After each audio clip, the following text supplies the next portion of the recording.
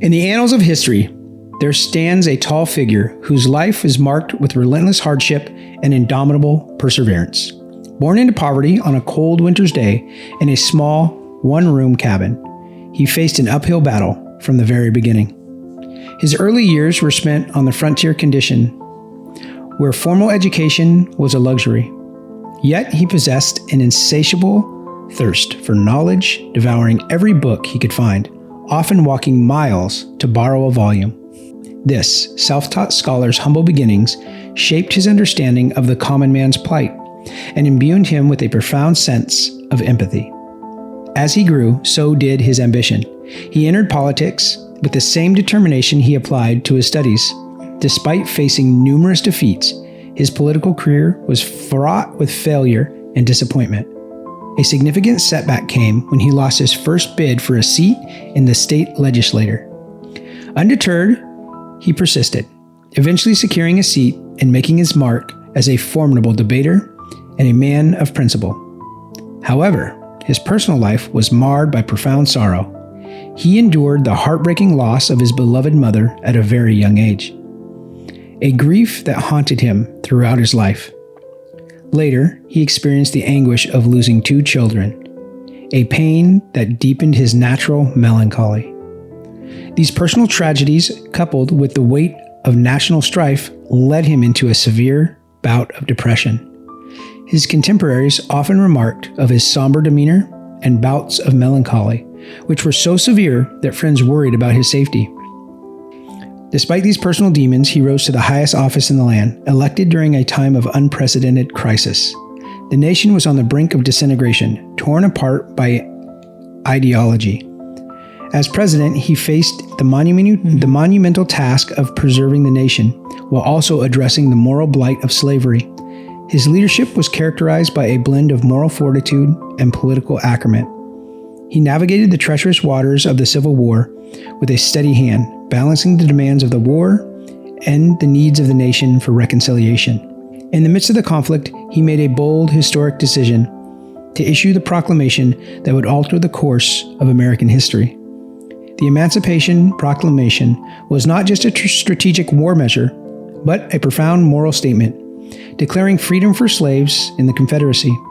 This act of courage and conviction transformed the war into a fight for human liberty and justice. His eloquence and wit were legendary, often using humor to diffuse tense situations and convey timeless, profound truths. His speech, particularly one delivered on a blood-soaked battlefield, became a timeless testament to his vision for a unified nation dedicated to the principles that all men were created equal. The hardship he endured did not break him. Rather, they forged him into a symbol of resilience and hope. His tragic assassination, just as the nation began to heal, was a poignant reminder of the cost of his leadership. Yet his legacy endures, a testament that what can be achieved through perseverance, compassion, and unwavering commitment to justice. The life of Abraham Lincoln teaches us that from the depths of despair, one can rise to the heights of greatness. His story is one of enduring hope and empowerment, reminding us that even in the face of an overwhelming adversity, it is possible to leave a lasting impact in the world. Lincoln's journey from a log cabin to the White House, marked by personal and national trials, exemplifies the power of resilience and the enduring of the human spirit. Welcome to the Mental Health Janitors, where we help you clean up the mess in your head.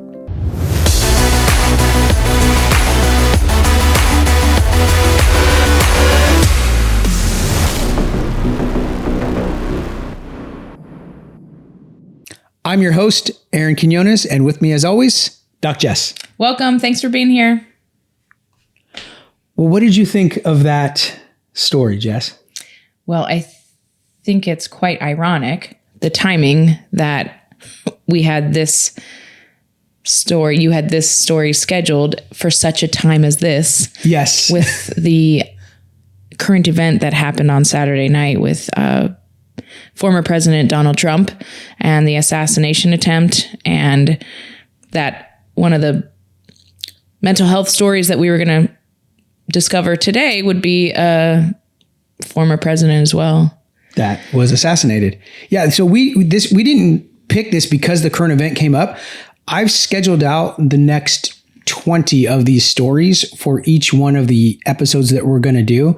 I wrote them before our anniversary. Yep. I wrote all of these stories and I built them all out for each of these. And this was just the next one that was in line. Yeah. It's almost like somebody is writing this story for us. Yeah. Well, how ironic. Isn't it ironic? No, don't sing that song. Don't. I do. I've sung it before, I think. Yeah, I think it's really, and it's really interesting watching over history, the different terminology that comes into play, because they called it melancholy back then. And, I'm curious as to, because we've come up with so much more neuroscience and research and things like that to learn tools and what helps, what doesn't help. I'm curious as to what helped back then.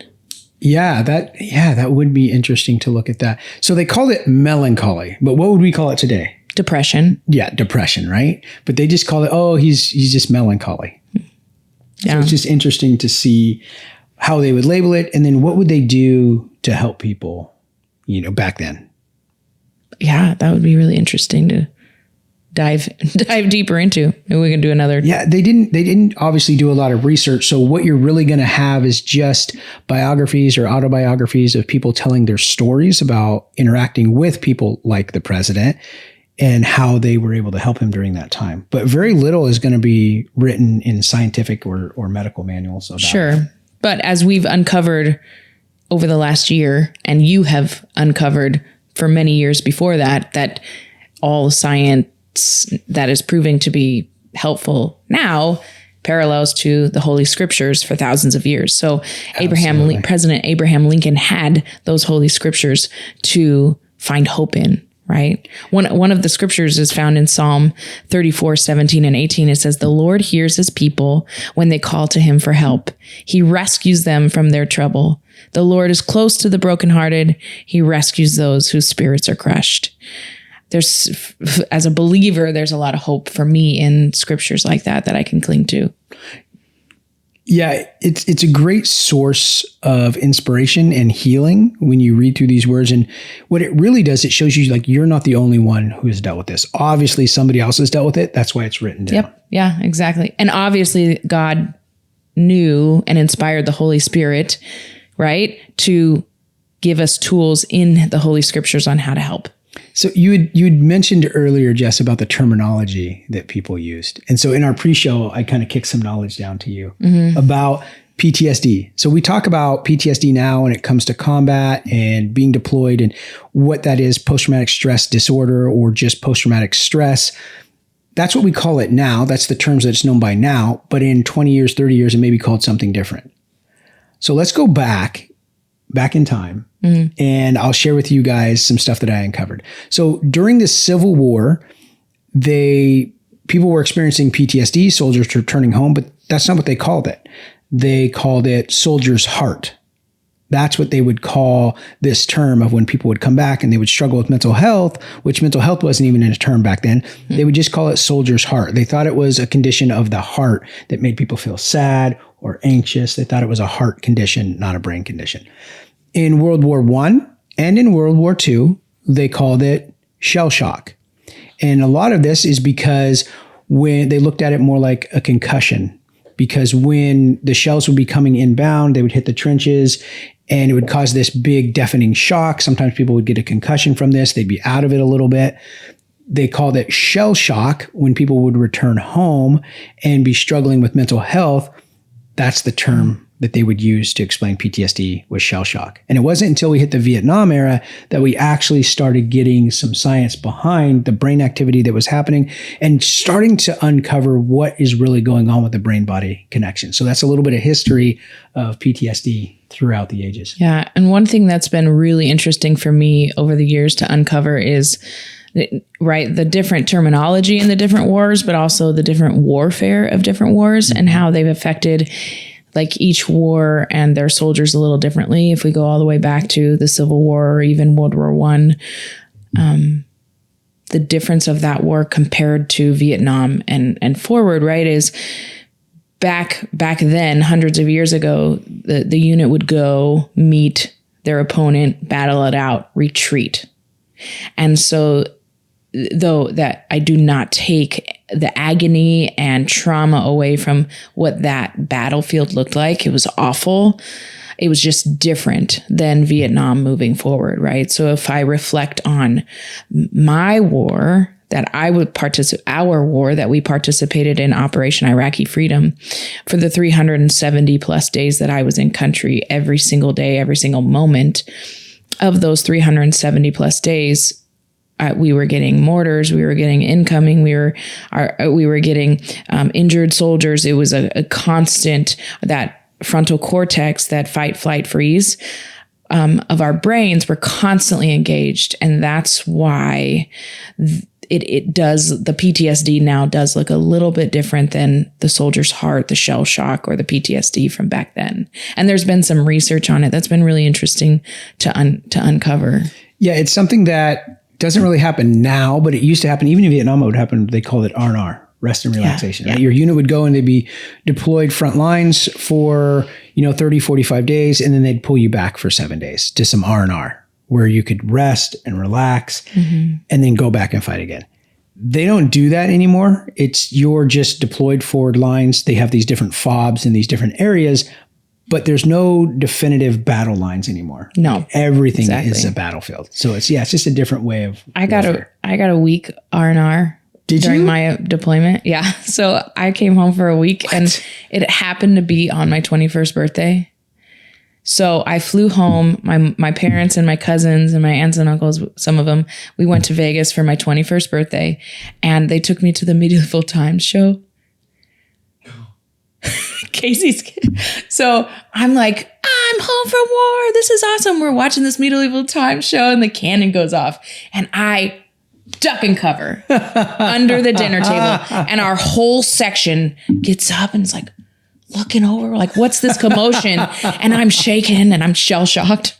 I'm shaking. I'm crying, like, right? I'm freaking out. And my parents were like, let's get her out of here. They're like, oh, we didn't even think about it. And that's when they're like, oh my gosh, our poor daughter, she's messed up. It's funny now. It's funny now. It's funny now. We laugh about it, but it was like, I was taken out of war. I was in Vegas, very safe. But when that cannon went off, I ducked and covered. Did your whole unit get this, or just you? Some of us, the medics. What? The medics did. We got to take, but we were. I got robbed. No, Marines only deploy for 6 or 7 months. Yeah, we deployed for 14 months. This is true. And so because we went, or 13 months, we went a whole year. Some of us went more than a year. They let some of us go home halfway through our deployment. Okay. Yeah. And just like for a week. Yeah. Oh, that would be so weird. It ended up being 9 days because it was 2 days of traveling. Yeah. Yeah. Wow. Okay. All right. So let's talk about some advancements. So this is really actually cool. I read an article about this over the weekend. And so we all know that dogs can help improve mental health. Mm-hmm. We know that. There's all kinds of studies. There's service dogs now for veterans. Everybody wants an emotional support dog. Some people want an emotional support peacock, which is out of this world. If you have an emotional support peacock, like, we need to have a conversation, because that is not the right animal for you. Okay. Why do I say that? Because there's science behind it. Dogs, here's the thing. They know dogs improve mental health. Well, this new study came out that showed a big portion of why that happens is because when a dog licks you, it's showing you love, like you're part of the pack. But what it's doing is actually causing your brain to produce two neurotransmitters, dopamine and serotonin, which improve mood and resist cortisol. So when a dog is licking you, it is legitimately helping your mental health. You're not getting licked by no peacock. Okay. That's just not happening. You might get pecked in the eyeball, but there's something in the dog's saliva that is a reaction to your skin that causes your brain to release dopamine and serotonin, and it reduces the cortisol or stress hormone in your body. They're quantifying this now. It's fantastic to look at. It also can produce oxytocin in your brain. When you start to reciprocate not lick your dog, but when you start to pet your dog. Right? Yes. Some of you weirdos out there, okay? No. What I'm saying, have you seen this? Okay, squirrel moment. Yeah. They've got this thing that people put in their mouth. It's like a giant tongue. No. And they lick their cat. I'm not kidding you. No. Like how a cat grooms itself. Like, I'm not joking. You can look this up. There's some weirdos out there. Advancements you're looking for. No, these are not the advancements you're looking for. Don't look that up. So it's not cats. The cats don't do this for you. Birds don't do this for you. It's just the dog specifically. There's something in their saliva, and I looked it up, but I can't pronounce what it's called. It reduces cortisol in your brain, produces serotonin, dopamine, and oxytocin, which is 3 of the 4 chemicals you need to have a healthy brain. Yeah. So if you have a pet and you if you have a dog and you pet the dog and it tries to lick your hand, like, don't stop it, because that's actually helping your brain. Don't let it lick your face or anything like that, right? Because that's kind of gross. But you lick your hand, it actually helps your mental health. There's science behind it. You don't have to believe me. You can look this up for yourself. Very easy to find on the interwebs. Okay. Interwebs.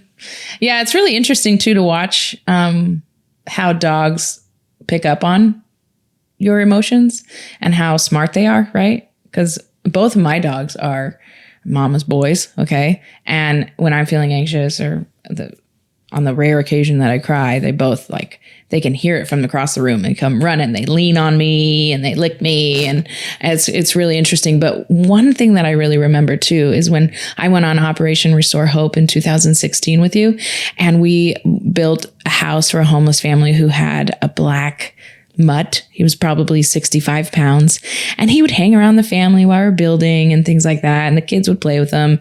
And then at the last day, when we circle up and we hand the key from one person to the next and talk about what a blessing it was for us and what we learned and how it touched our hearts, and people were crying as they were speaking and passing the key, and the family was crying, this dog followed the key as people were talking and expressing their emotion, and he followed it around the circle, bringing comfort to the person that was speaking. And then ultimately he went and laid with his family. It was just really cool to watch, because I think I was in the Roscoe's 9. So yeah, I was really in the middle of my training with my service dog, learning how connecting with him, with the trainer, on how he picks up on emotions and things like that. So it was on the forefront of my mind. So I remember it clearly, but it was really, really cool. So you said that they can hear you crying, but actually they can smell the chemicals that are being released. Yeah. That's body. It. Yeah. So they have a great sense of smell. That's why they use service dogs for kids who have seizures or who have diabetes, have low blood sugar, because they can smell that change in your body and alert you. And so when I used to really, really, really struggle at night with nightmares, I had a little wiener dog, Wimpy. And she would, when I was having a nightmare, she'd crawl up and she'd be licking the top of my head and she'd wake me up.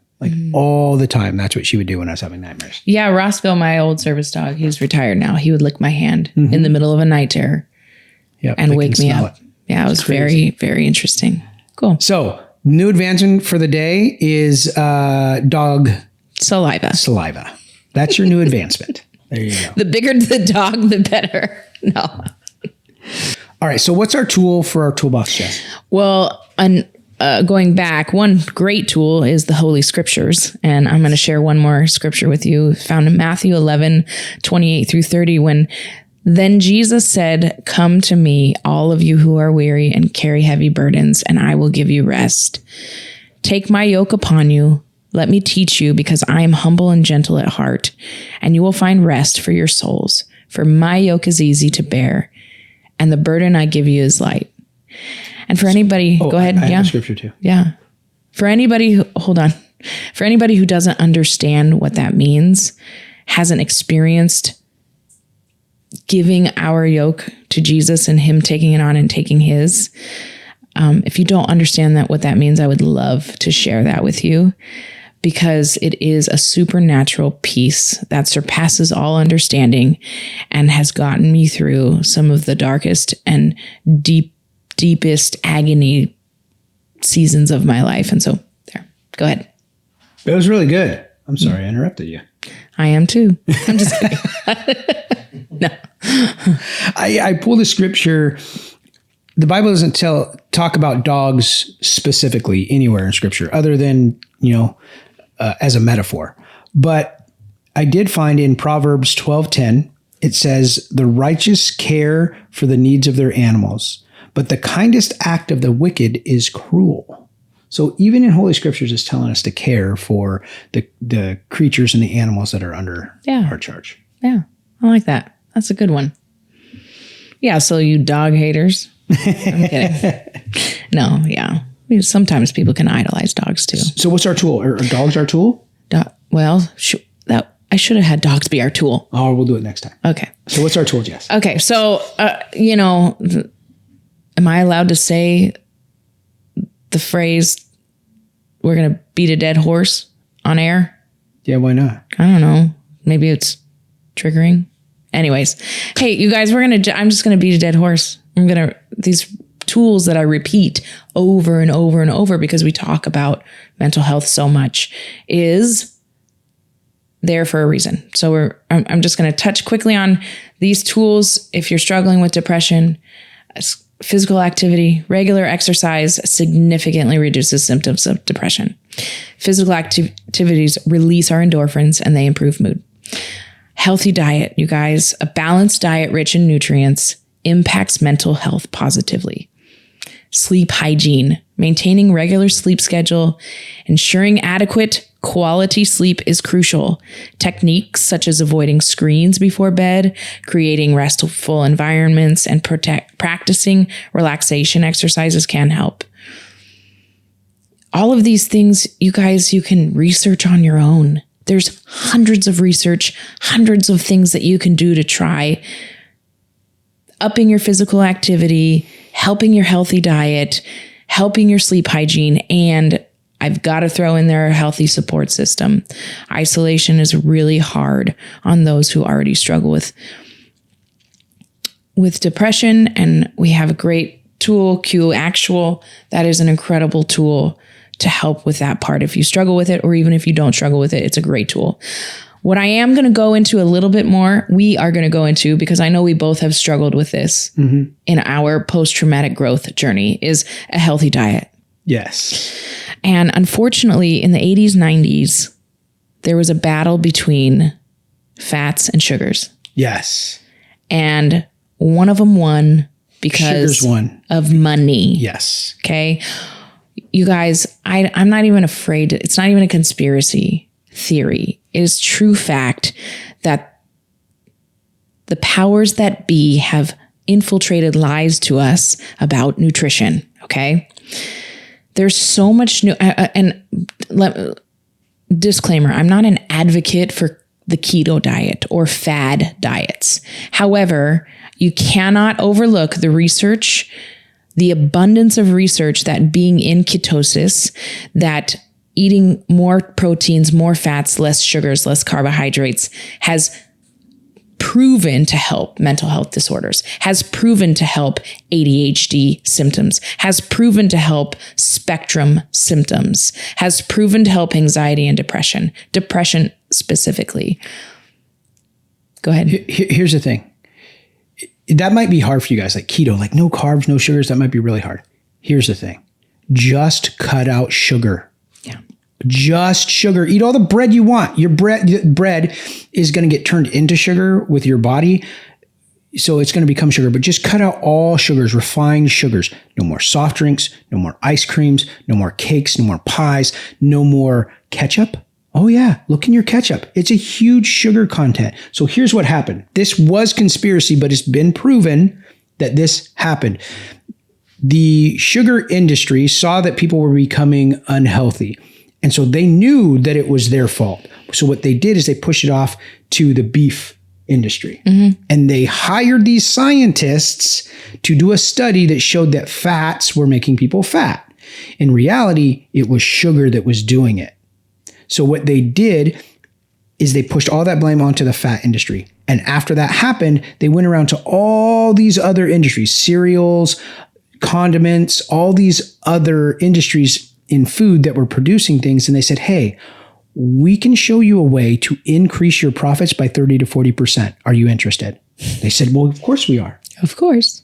Said, add this component, sugar, to all of your products. It'll increase it. Why? Why does this happen? Well, because sugar is highly addictive. Yes. When you look at the brain and you look at somebody who just did cocaine, just did a line of cocaine, and you look at the areas of the brain that light up, and then you watch somebody who just ate a couple spoonfuls of sugar, the same areas of the brain light up.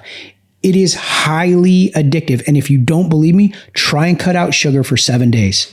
Just try it. See what happens. Yeah.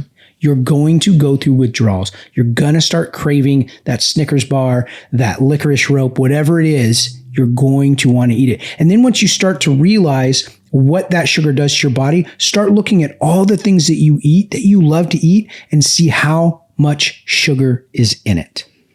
And I'll get off my soapbox. Yeah. Sugar, I hate sugar. No, I'm jumping on mine. No, this is a good time for me to share with our audience that I have been actually following the carnivore diet for 13 days now.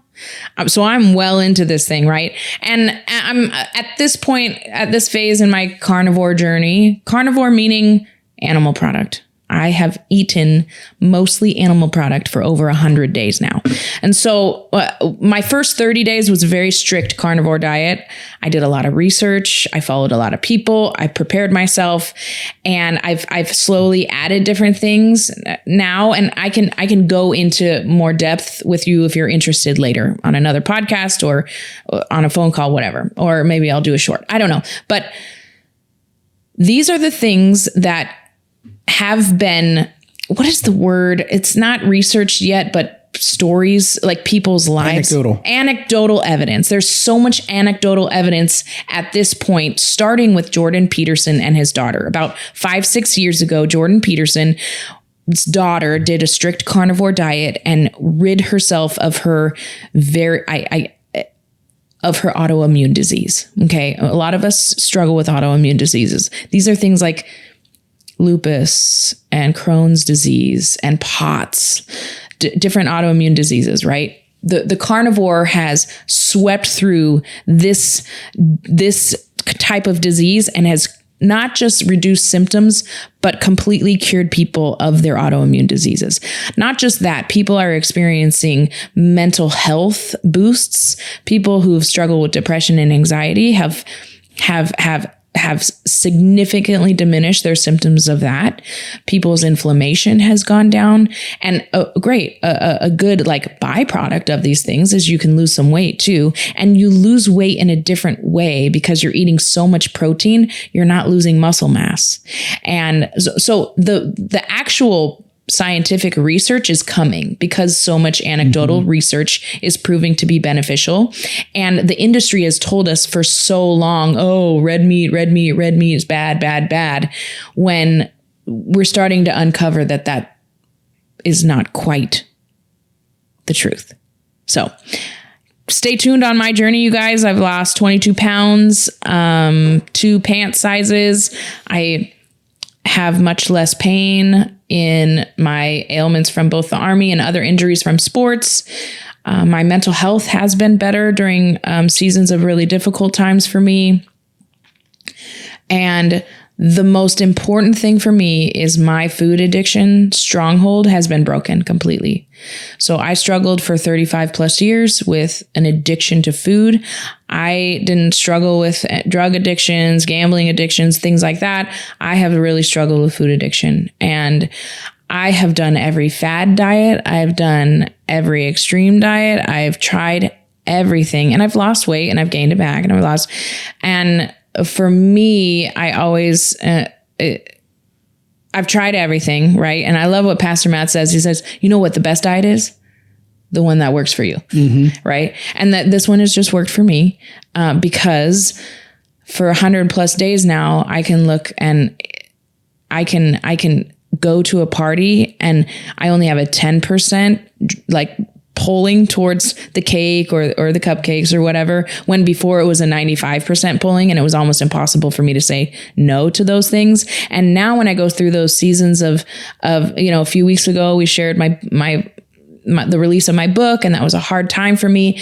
In the past, I would be eating straight out of the cookie dough, ice cream carton. I'd be eating seafood fettuccine, all of donuts, all the things. And I didn't go to any of that. I went to the Lord. I went to the Lord, and then my positive coping skills that I have replaced with those bad eating habits. So that's my journey. That's awesome, Jess. Cool.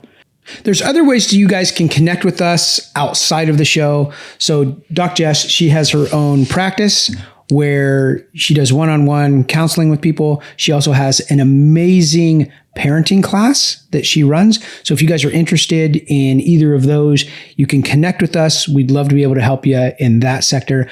I work a lot in business and mental health for entrepreneurs, not just for the entrepreneur themselves, but also to help your team. One of the greatest things that I ever did for my company was I started to invest in the mental health of my people, and it radically changed my company. The national failure rate for businesses in America is 21%. In Washington state, it's far greater. 40.5% of businesses that start in Washington state will fail in year 1.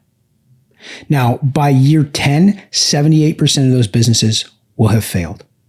The number one reason that I see is huge turnover rates. 47% of employees leave their job within the first year. 31% leave in the first 6 months. The number one reason they leave? Toxic work culture. Mm-hmm. So if you can begin to invest in your employees, into their mental health. And why do I say mental health? Well, Lyra did a survey and they asked 250 benefit providers to rate different things that individuals wanted from their employer. They all rated mental health benefits as very high. They actually rated it 10 times higher than pay. Pretty impressive. That's pretty impressive. So if you're an entrepreneur who's looking to improve your mental health or improve your profit and bottom line, I'd love to be able to talk to you, help you guys do that. Oh, the card. Do the card. Man, we almost forgot. We almost forgot. All right. Okay, here we go. You've been kind of on a roll lately. Is there a dog saliva question in there? No, but you would know the answer. What U.S. state has the most flyover plane flights? Flyover plane flights. I would think it would be somewhere in the Midwest, but it may also be someplace like New York because it's a huge metro, or Washington, D.C. I'm going to say Washington, D.C. So close. No? Virginia. Oh, it's right outside of D.C. Yeah. Oh. For the same reasons. Two of the main contributors to that heavy air traffic are flights originating in Toronto, Canada, and all the flights headed to Atlanta, Georgia, which is the busiest airport in the U.S. I assume the Virginians are happier with all those folk overhead than on the ground. Yeah. So for me, that wasn't the reason that I wasn't thinking of a flight line. I was thinking of destinations. Like you have so many foreign dignitaries flying in to DC, plus all of the Americans that want to go there. Mm-hmm. You have all the politicians. Like that's just such a hub. That's what I was thinking, not the flight path. Yeah. So, didn't get that one. That's okay. It was close. It was close. Well, that's Delta's hub is Atlanta, right? Delta all legs through Atlanta. Mm-hmm. Yeah. Well, what's the worst airport you've ever been in America? The worst. SeaTac. I'm not talking about like getting in and out of. Yes. Okay. So yes, SeaTac is horrible when it comes to like the flow of the airport. But the worst customer service experience I've ever had, and you were a stewardess. You should know this. Detroit. Oh, I've never been to Detroit. Oh, Detroit. Horrible. The worst customer service ever. Maybe it has to do with the type of people that live in that area are just horrible. All our friends from Detroit are like, what? Oh, they'll be like, yeah, Detroit sucks. They wear it like a badge of honor. Yeah. Sourpusses, I'm telling you. Detroit. If you're from Detroit, you know what I'm talking about. Don't even try and hide it. You know who you are. You mean, cruel suckers. It's a miserable experience. All right. Don't forget, you guys, to like the video, subscribe to our channel, comment, let us know what you like, what you don't like, what you would like to see more of. And as always, we like to educate, empower, and encourage you on your mental health journey. I'm Sergeant Q. I'm Doc Jess. And we're out.